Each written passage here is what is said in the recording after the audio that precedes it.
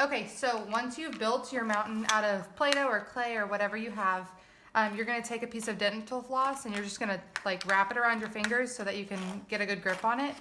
Then you're gonna take it and you're gonna slice through the bottom portion of your mountain. It should make a pretty clean slice. That's my kids.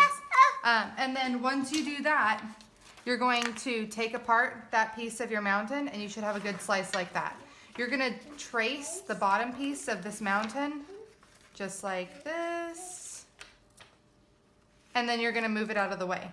You're gonna then put this piece back and you're gonna make another slice. You're gonna do it 2 additional times and make sure you trace your mountain each time after, and I'll show you what it should look like at the end. Okay, so after you've cut all your pieces of your mountain with your dental floss and then you've traced them individually, making sure that they are always facing the same direction, you would not necessarily even need to be able to see what this mountain, whoa, Austin, that's my son.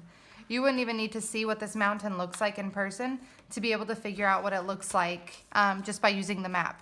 So each of these lines is called a contour line.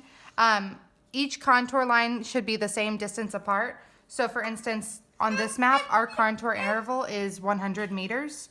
So what that means is that each of these lines represents 100 meters. So if you were looking at this mountain, we can see it goes 100, 200, 300, 400. So you should be able to figure out what the highest contour line is on this map. Something else you should also be able to tell by just looking at this is the closer these lines are together, the more steep it is. And what steep means is it just means more vertical. So like if you were hiking, you wouldn't want to hike up an area that's really steep because it would be hard to hike up. You would want to look for this area where the lines are further apart, and that would be less of an incline, so it'd be easier to walk. So the further apart the lines are, the less steep, the closer together, the more steep.